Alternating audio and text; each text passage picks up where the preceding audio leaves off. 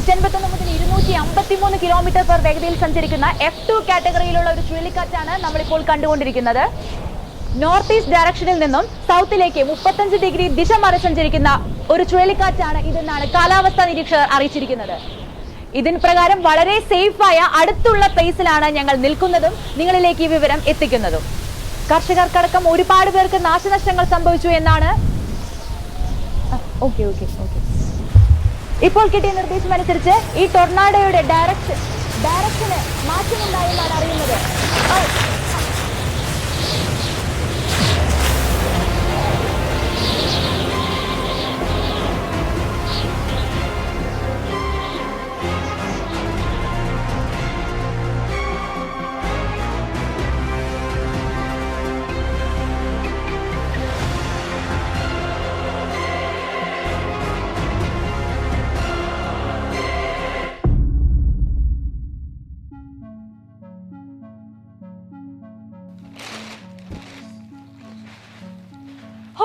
എന്തൊരു പവർ ആലേ ഈ ചുഴലിക്കാറ്റിന്. നിങ്ങൾ കണ്ടതല്ലേ, തന്റെ മുമ്പിലുള്ള എല്ലാ വസ്തുക്കളെയും പിഴുതെറിഞ്ഞ് തള്ളി മാറ്റിയാണ് ഈ ചുഴലിക്കാറ്റ് സഞ്ചരിക്കുന്നത്. എങ്ങനെയാണ് ഈ ചുഴലിക്കാറ്റ് അഥവാ ടൊർണാഡോ ഫോം ചെയ്യുന്നത്? അതിനാദ്യം വിൻഡ് എന്താണെന്ന് അറിയണം. Actually moving air is called wind. എങ്ങനെയാണ് എയർ മൂവ് ചെയ്യുന്നത്? ഹൈ എയർ പ്രഷർ റീജിയനിൽ നിന്നും ലോ എയർ പ്രഷർ റീജിയനിലേക്കാണ് വിൻഡ് എപ്പോഴും മൂവ് ചെയ്യുന്നത്. The greater the difference in pressure, the faster the wind moves. അതായത് പ്രഷർ ഡിഫറൻസ് കൂടുന്നതിനനുസരിച്ച് വിൻഡിന്റെ സ്പീഡും കൂടുന്നു. അപ്പോൾ എങ്ങനെയാണ് ഈ പ്രഷർ ഡിഫറൻസ് ഫോം ചെയ്യുന്നത്? നമുക്ക് എല്ലാവർക്കും അറിയാം, നമ്മുടെ എർത്ത് സർഫസിൽ സൺറൈസ് വീഴുന്നുണ്ടല്ലേ. ഈ സൺറൈസ് കാരണം എർത്ത് സർഫസിന് തൊട്ടു മുകളിലുള്ള എയർ ചൂടായി മുകളിലേക്ക് പൊന്തുന്നു. എക്സ്പാൻഡ് ചെയ്തിട്ടാണ് ഇത് മുകളിലേക്ക് പൊന്തുന്നത്. സോ ഇവിടെ ഒരു ലോ പ്രഷർ റീജിയൻ ഫോം ചെയ്യുകയാണ് ചെയ്യുന്നത്. സോ ഈ ലോ പ്രഷർ റീജിയനിലേക്ക് ചുറ്റുമുള്ള കോൾഡ് എയർ എത്തുന്നു. ഇതിനെയാണ് കൺവെക്ഷൻ ഇൻ എയർ എന്ന് വിളിക്കുന്നത്. ഈ ഒരു തിയറി അനുസരിച്ചാണ് നമ്മുടെ ചുറ്റുമുള്ള സ്മോക്ക്, പുകയൊക്കെ മുകളിലേക്ക് ഉയർന്നു പോകുന്നത്. സോ നമ്മുടെ ചുറ്റുമുള്ള അറ്റ്മോസ്ഫിയറിക് പ്രഷറിനെ കുറിച്ച് കൂടുതൽ മനസ്സിലാക്കുന്നതിന് വേണ്ടി നമുക്കൊരു എക്സ്പെരിമെന്റ് ചെയ്തു നോക്കാം. അതിനായി ഒരു ടിൻ ക്യാൻ നമ്മൾ എടുക്കുന്നു.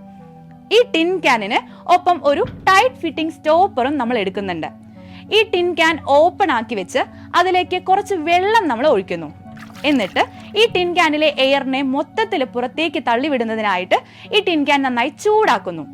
സോ സ്റ്റീം ഡെവലപ്പ് ചെയ്യുന്നത് വരെ നമ്മൾ ടിൻ ക്യാൻ ചൂടാക്കിക്കൊണ്ടിരിക്കുകയാണ്. ഇനി ഈ ടിൻ ക്യാനിലെ ആവികൾ മൊത്തം പുറത്തേക്ക് പോയി കഴിഞ്ഞാൽ നമുക്ക് ടൈറ്റ് ഫിറ്റിംഗ് സ്റ്റോപ്പർ യൂസ് ചെയ്ത് അതിന്റെ വായുഭാഗം മുറുകെ അടച്ചു വെക്കാം. സോ നമ്മൾ എന്താണ് കാണുന്നത്? യെസ്, എന്തായത്? നമ്മുടെ ടിൻ ക്യാൻ ക്രഷ്ഡ് ആയി പോയല്ലേ. എന്തുകൊണ്ടാണ് ഇത് സംഭവിച്ചത്? നമുക്കറിയാം, ടിൻ ക്യാനിന്റെ ഉള്ളിൽ എയർ ഒന്നുമില്ല. അപ്പോൾ ചുറ്റുമുള്ള അറ്റ്മോസ്ഫിയറിക് പ്രഷറിനെ ബാലൻസ് ചെയ്യുന്നതിന് വേണ്ടി ടിൻ ക്യാനിനുള്ളിൽ ഒന്നുമില്ലാതെ വരുന്നു. അതുകൊണ്ടാണ് ഈ ടിൻ ക്യാൻ ക്രഷ്ഡ് ആയി പോയത്. ഓക്കെ, അങ്ങനെയാണെങ്കിൽ നമ്മൾ ഡെയിലി ലൈഫിൽ ചെയ്യുന്ന ഏറ്റവും സിമ്പിൾ എക്സാമ്പിൾ ആണ് എയർ പമ്പിംഗ്. നമുക്കറിയാം, എയർ പമ്പ് യൂസ് ചെയ്താണ് നമ്മൾ സൈക്കിളിലേക്കോ അതുപോലെ ഫുട്ബോളിലേക്കോ ഒക്കെ എയർ ഫിൽ ചെയ്യുന്നത്. സോ ഇവിടെ നമ്മൾ എന്താണ് ചെയ്യുന്നത്? പിസ്റ്റൺ യൂസ് ചെയ്ത് നമ്മൾ കംപ്രസ് ചെയ്ത് എയറിനെ വാൽവിലൂടെ ഹൈ പ്രഷറോടെയാണ് ടയറിലേക്കും ഫുട്ബോളിലേക്കും ഒക്കെ എത്തിക്കുന്നത്. സോ ഇവിടെ നമ്മൾ ഈ വാൽവിൽ ജസ്റ്റ് ഒന്ന് ഫിംഗർ വെച്ച് നമ്മൾ പ്രസ് ചെയ്യുകയാണെങ്കിൽ ഓട്ടോമാറ്റിക്കലി അതിലെ എയറിന് പുറത്തേക്ക് വരാൻ സാധിക്കാതെ വരുന്നു. അപ്പോൾ ഈ എയർ പിസ്റ്റണിൽ ഒരു പ്രഷർ എക്സേർട്ട് ചെയ്യുകയാണ് ചെയ്യുന്നത്. സോ ഇതാണ് നമ്മുടെ റിയൽ ലൈഫിലെ പ്രഷർ യൂസ് ചെയ്യുന്ന ഒരു സിമ്പിൾ എക്സാമ്പിൾ. ഇനി ഇതുപോലെ പ്രഷർ ഡിഫറൻസിനെ ബേസ് ചെയ്തിട്ടുള്ള ഒരു ആക്ടിവിറ്റി കൂടി നമുക്ക് ചെയ്തു നോക്കാം. അതിനായി ഒരേ വലുപ്പമുള്ള 2 ബലൂൺസിനെ ഇതുപോലെ എടുക്കുക. ഈ 2 ബലൂണുകൾക്കുള്ളിലും കുറച്ച് വാട്ടർ ഉണ്ട്. ഓക്കെ, കൂടാതെ അതിൽ ഫുള്ളും എയർ ആണുള്ളത്. സോ ഈ 2 ബലൂൺസും തമ്മിലുള്ള ഡിസ്റ്റൻസ് എന്ന് പറയുന്നത് 8 മുതൽ 10 സെന്റിമീറ്റർ വരെയാണ്. നമ്മൾ ഈ ബലൂണുകൾക്കിടയിലൂടെ ഒന്ന് ജസ്റ്റ് ഊതി നോക്കുകയാണ്.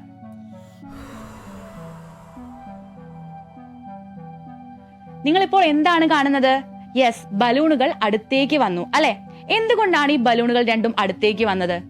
നമുക്കറിയാം, ഇതിനുള്ളിലുള്ള എയർ എന്താണ്, നമ്മൾ ഊതുമ്പോൾ പുറത്തേക്ക് പോവുകയാണ്. അപ്പൊ അവിടെ ലോ എയർ പ്രഷർ ഫീൽ ചെയ്യും. സോ ബലൂണുകൾക്ക് സൈഡിലുള്ള ഹൈ എയർ പ്രഷർ കാരണമാണ് ഇത് അടുത്തേക്ക് ഇങ്ങനെ വരുന്നത്. ഓക്കെ, അപ്പോൾ ഇത്രയും സിമ്പിൾ എക്സ്പെരിമെന്റോടെ നമുക്ക് മനസ്സിലാവും wind accompanied by reduced air pressure എന്നുള്ള കാര്യം. സോ ഇനി നമ്മൾ ഓൾറെഡി കൺവെക്ഷൻ ഇൻ എയറിനെ കുറിച്ച് ഓൾറെഡി നമ്മൾ കണ്ടതാണല്ലേ. സോ അതിനെ കുറച്ചും കൂടി ഡീറ്റെയിൽഡ് ആയിട്ട് ഒരു എർത്തിനെ കൺസിഡർ ചെയ്ത് നമുക്ക് എക്സ്പ്ലെയിൻ ചെയ്യാം. അതിനുവേണ്ടി നമ്മൾ ഒരു എർത്തിനെ കൺസിഡർ ചെയ്യുന്നു. നമുക്കറിയാം നമ്മുടെ എർത്തിന് ചുറ്റും സൺറൈസ് വീഴുന്നുണ്ടല്ലേ. ഈ സൺറൈസ് അൺഈവൻ ആയിട്ടാണ് നമ്മുടെ എർത്തിന് ചുറ്റും വീഴുന്നത്. സോ എർത്തിന് 2 റീജിയൻസ് ആണുള്ളത്, ഇക്വറ്റോറിയൽ റീജിയണും പോളാർ റീജിയണും. ഇക്വറ്റോറിയൽ റീജിയനിലുള്ള സൺലൈറ്റിന് ഇന്റൻസിറ്റി വളരെയധികം കൂടുതലായിരിക്കും പോളാർ റീജിയൻസിനേക്കാളും. സോ ഇക്വറ്റോറിയൽ റീജിയനിലുള്ള എയർ കൂടുതൽ ചൂടാകുന്നു, എന്നിട്ട് മുകളിലേക്ക് എക്സ്പാൻഡ് ചെയ്ത് പൊന്തിപ്പോകുന്നു. അവിടെ ആ ഒരു ഗ്യാപ്പ് ഫിൽ ചെയ്യുന്നതിന് വേണ്ടി പോളാർ റീജിയൻസിൽ നിന്നും കോൾഡ് എയർ ഇക്വറ്റോറിയൽ റീജിയനിലേക്ക് എത്തുന്നു.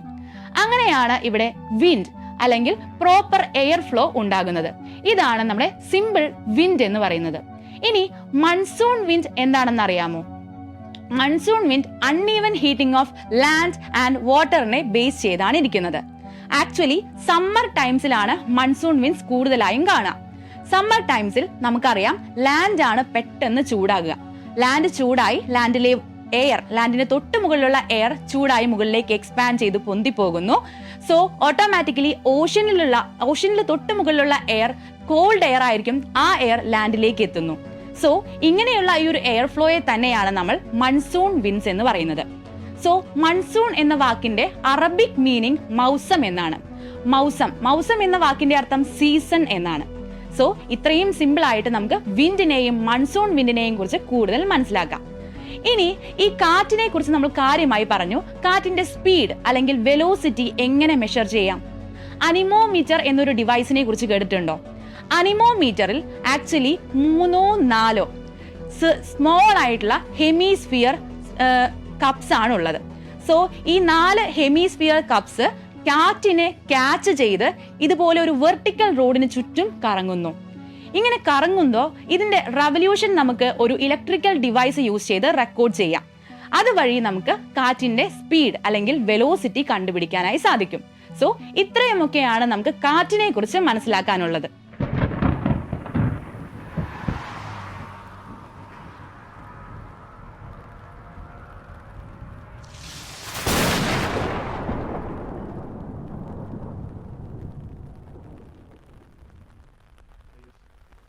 ഇടിമിന്നൽ കണ്ടോ?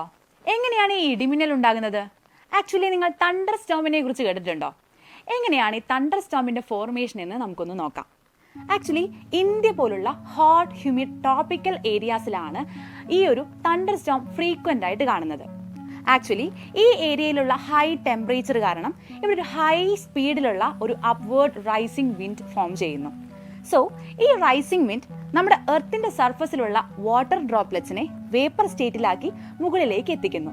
സോ ഇവിടെ എത്തി അത് ഫ്രീസായി ഐസ് ക്രിസ്റ്റൽസ് ഫോം ചെയ്യുന്നു. സോ ഈ ഐസ് ക്രിസ്റ്റൽസും വാട്ടർ ഡ്രോപ്ലെറ്റ്സും കൂടിയുള്ള ഇതാണ് നമ്മുടെ ക്ലൗഡ്. ഓക്കെ, സോ ഈ ക്ലൗഡിൽ ഒരു ഫ്രിക്ഷൻ ഉണ്ടാകുന്നുണ്ട്. ഈ പാർട്ടിക്കിൾസ് അങ്ങോട്ടും ഇങ്ങോട്ടും മൂവ് ചെയ്യുമ്പോൾ ഫ്രിക്ഷൻ കാരണം അവിടെ ചാർജസ് ഫോം ചെയ്യുന്നു.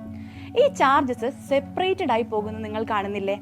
യെസ്, ഈ ചാർജസ് മുകളിലായിട്ട് പോസിറ്റീവ് ചാർജസും അതുപോലെ ക്ലൗഡിന്റെ താഴ്ഭാഗത്ത് നെഗറ്റീവ് ചാർജസുമാണ് ഫോം ചെയ്യുന്നത്. ദെൻ എർത്തിന്റെ സർഫസിൽ ഒരു പോസിറ്റീവ് ചാർജും ഇവിടെ ഉണ്ടാകുന്നു. സോ ഈ ഒരു ചാർജ് സെപ്പറേഷനിലുള്ള ഇലക്ട്രിക് ഡിസ്ചാർജ് ആണ് നമ്മളിപ്പോൾ കണ്ട ലൈറ്റ്നിങ്. സോ ഈ ലൈറ്റ്നിങ് കാരണം ഒരു റാപ്പിഡ് ആയിട്ടുള്ള ഹീറ്റ് റിലീസ് ഉണ്ടാകുന്നുണ്ട്. സോ അവിടെ ഒരു സൗണ്ട് വേവ് ക്രിയേറ്റ് ചെയ്യുന്നു. ഈ സൗണ്ട് വേവിനെയാണ് നമ്മൾ കേൾക്കുന്ന തണ്ടർ എന്ന് പറയുന്നത്. സോ തണ്ടറും ലൈറ്റ്നിങ്ങുമുള്ള ഈ ഓവറോൾ ഒരു ഇഫക്റ്റ് ആണ് തണ്ടർ സ്റ്റോം എന്ന് പറയുന്നത്. സോ ഈ തണ്ടർ സ്റ്റോം കുറച്ച് ഡേഞ്ചർ ആണെന്ന് നിങ്ങൾക്ക് എല്ലാവർക്കും അറിയാലോ.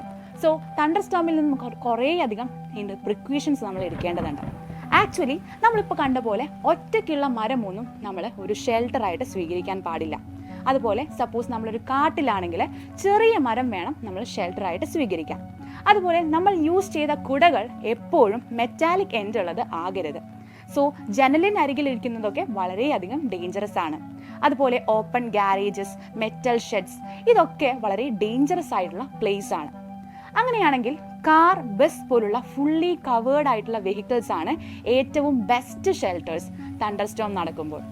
സോ ഈ തണ്ടർ സ്റ്റോമിനെ കുറിച്ച് നമ്മൾ ഡീറ്റെയിൽഡ് ആയിട്ട് നോക്കിയല്ലേ. അപ്പോൾ എങ്ങനെയാണ് ഈ തണ്ടർ സ്റ്റോം ഒരു സൈക്ലോൺ ആയിട്ട് മാറുന്നത് എന്ന് നോക്കിയാലോ? സൈക്ലോൺ വളരെയധികം ഡേഞ്ചറസ് ആണ് എന്നുള്ള കാര്യം നമുക്ക് എല്ലാവർക്കും അറിയാം. ആക്ച്വലി ഈ തണ്ടർ സ്റ്റോം കഴിഞ്ഞ് സൈക്ലോൺ എങ്ങനെ ഫോം ചെയ്യുന്നു എന്ന് നമുക്കൊന്ന് നോക്കാം. യെസ്, സോ നമുക്ക് എല്ലാവർക്കും അറിയാം, വാട്ടർ ലിക്വിഡ് സ്റ്റേറ്റിൽ നിന്ന് വേപ്പർ സ്റ്റേറ്റിലേക്ക് പോകുമ്പോഴും വേപ്പർ സ്റ്റേറ്റിൽ നിന്ന് ലിക്വിഡ് സ്റ്റേറ്റിലേക്ക് പോകുമ്പോഴും ഹീറ്റ് ആവശ്യമാണ്. സോ നമ്മുടെ ക്ലൗഡ് ഫോർമേഷന് തൊട്ട് മുൻപ് നമ്മുടെ എർത്ത് സർഫസിലുള്ള വാട്ടർ ലിക്വിഡ് സ്റ്റേറ്റിൽ നിന്ന് വേപ്പറായിട്ട് മാറുന്നു. അവിടെ ഹീറ്റിനെ അബ്സോർബ് ചെയ്യുകയാണ് ചെയ്യുന്നത്. ദെൻ ഇങ്ങനെ എത്തുന്ന വേപ്പർ മുകളിലെത്തി ഹീറ്റിനെ റിലീസ് ചെയ്തിട്ടാണ് വാട്ടർ ഡ്രോപ്ലെറ്റ്സ് ആയിട്ട് മാറുന്നത്. സോ ഇങ്ങനെ വാട്ടർ ഡ്രോപ്ലെറ്റ്സ് ഫോം ചെയ്യുന്നു. ഈ വാട്ടർ ഡ്രോപ്ലെറ്റ്സ് താഴത്തേക്ക് വീണിട്ടാണ് നമ്മൾ മഴ കാണുന്നത്. സോ ഇവിടെ ഒരു ഹീറ്റ് റിലീസ് ഉണ്ടാകുന്നുണ്ട് എന്ന് പറഞ്ഞല്ലോ. ഈ ഹീറ്റ് റിലീസ് ചുറ്റുമുള്ള എയറിനെ ചൂടാക്കുന്നു. സോ ഈ ചൂടായ എയർ എപ്പോഴത്തെയും പോലെ തന്നെ മുകളിലേക്ക് റൈസപ്പ് ആയി പോകുന്നു. സോ ഈ ഒരു ലോ പ്രഷർ റീജിയനെ ഫിൽ ചെയ്യുന്നതിന് വേണ്ടി ചുറ്റുമുള്ള കോൾഡ് എയർ റഷ് ചെയ്ത് അവിടേക്ക് എത്തുന്നു. സോ ഇങ്ങനെയാണ് ഇവിടെ ഒരു ലോ പ്രഷർ റീജിയൻ ക്രിയേറ്റ് ചെയ്യുന്നത്. ആക്ച്വലി ഈ ലോ പ്രഷർ റീജിയനുള്ള ഈ കാം ആൻഡ് ക്ലിയർ ആയിട്ടുള്ള ഈ ഒരു ഏരിയനാണ് നമ്മൾ ഐ ഓഫ് ദി സൈക്ലോൺ എന്ന് വിളിക്കുന്നത്. സോ ഈ ഒരു പ്രോസസ് റിപ്പീറ്റ് ചെയ്ത് ഐ ഓഫ് സൈക്ലോണിന് ചുറ്റും ഒരു ഹൈ സ്പീഡ് റൊട്ടേറ്റിംഗ് വിൻഡ് ഉണ്ടാകുന്നുണ്ട്. ആക്ച്വലി ഈ ഒരു കണ്ടീഷനെയാണ് നമ്മൾ സൈക്ലോൺ എന്ന് വിളിക്കുന്നത്. സോ സൈക്ലോണിനെ ഡിപ്പെൻഡ് ചെയ്യുന്ന സെവറൽ ഫാക്ടേഴ്സ് ഉണ്ട്. Wind direction, wind speed, humidity, temperature, ഇതെല്ലാം അതിനെ ഡിപ്പെൻഡ് ചെയ്യുന്ന ഫാക്ടേഴ്സ് ആണ്. സോ ഈ സൈക്ലോണിനെ വേൾഡിന്റെ പല റീജിയൻസിലും പല നെയിമിലാണ് നമ്മൾ വിളിക്കുന്നത്. ആക്ച്വലി അമേരിക്കൻ കോണ്ടിനെന്റിൽ ഹർക്കീൻ എന്നാണ് ഇതിനെ നമ്മൾ വിളിക്കുക. അതുപോലെ ജാപ്പനീസ്, ഫിലിപ്പൈൻസുകാർ ഈ സൈക്ലോണിനെ ടൈഫൂൺ എന്നാണ് വിളിക്കുന്നത്. സോ ഇത്രയും ഡേഞ്ചറസ് ആയിട്ടുള്ള ഈ സൈക്ലോൺ ഓർ ടൈഫൂൺ അതിന്റെ ആദ്യത്തെ സൂചന എന്തായിരിക്കും? ആക്ച്വലി അത് 100 കിലോമീറ്റർ ദൂരെയാണെങ്കിൽ പോലും നമ്മുടെ കടൽ തീരത്തുള്ള വെള്ളത്തിനെ കരയിലേക്ക് അത് അതിന്റെ ശക്തമായ കാറ്റ് കാരണം തള്ളുന്നു. ആക്ച്വലി 3 മുതൽ 10 മീറ്റർ ഹൈറ്റിലുള്ള ഒരു വാട്ടർ വാൾ പോലെയാണ് ഈ വാട്ടർ നമ്മുടെ സർഫസിലേക്ക് എത്തുന്നത്. സോ ഇതുമൂലം തീരപ്രദേശത്തുള്ള ജനജീവിതത്തെ അത് വളരെയധികം സ്തംഭിപ്പിക്കുന്നു. കൂടാതെ അവിടുത്തെ മണ്ണിന്റെ ഫെർട്ടിലിറ്റിനെയും അത് നന്നായി ബാധിക്കുന്നുണ്ട്. കൂടാതെ ഇതുമൂലമുള്ള തുടർച്ചയായ മഴ കാരണം അവിടെ ഫ്ലഡ് ഫോർമേഷനും ഉണ്ടാകുന്നുണ്ട്. സോ നമ്മൾ തണ്ടർ സ്റ്റോമും സൈക്ലോണും എന്താന്ന് ഡീറ്റെയിൽഡ് ആയിട്ട് നോക്കിയല്ലേ. സോ നമ്മൾ ഫസ്റ്റ് കണ്ട നമ്മുടെ ടൊർണാഡോയെ കുറിച്ച് നമുക്ക് നോക്കിയാലോ. ആക്ച്വലി ടൊർണാഡോ ഇത്തിരി ഡേഞ്ചറസ് ആളാണ്. സോ ടൊർണാഡോ എന്ന് പറയുന്നത് എന്താണ്? ആക്ച്വലി ഒരു ഫണൽ ഷേപ്പിൽ കാണുന്നതാണ് നമ്മുടെ ടൊർണാഡോ. ഓക്കെ, ഒരു റൊട്ടേറ്റിംഗ് കോളമാണ് which is appears as a dark funnel shaped cloud that is reaching from earth to the sky. So ഈ ഒരു ടൊർണാഡോ ശരിക്കും ഒക്കെ അറിയുന്നത് സൈക്ലോണിന്റെ ഉള്ളിലാണ്. ഐ ഓഫ് സൈക്ലോണിലുള്ള ലോ പ്രഷർ റീജിയനിലാണ് ടൊർണാഡോ ഫോം ചെയ്യുന്നത്. സോ ടൊർണാഡോ കാണുന്നത് പോലെ ഒരു ഫണൽ ഷേപ്ഡ് ആണല്ലേ.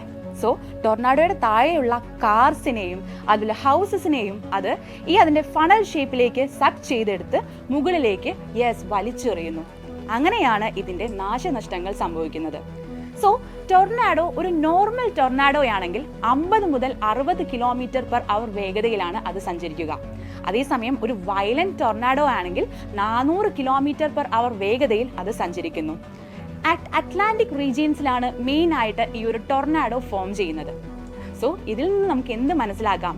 Actually tornado is a natural disaster but not as dangerous as cyclone. So that's all about wind, cyclone and thunderstorm. So ഇനി മറ്റൊരു interesting video ആയിട്ട് നമുക്ക് വീണ്ടും കാണാം. Thank you. Brilliant Study Center, India's #1 coaching center for NEET and JEE.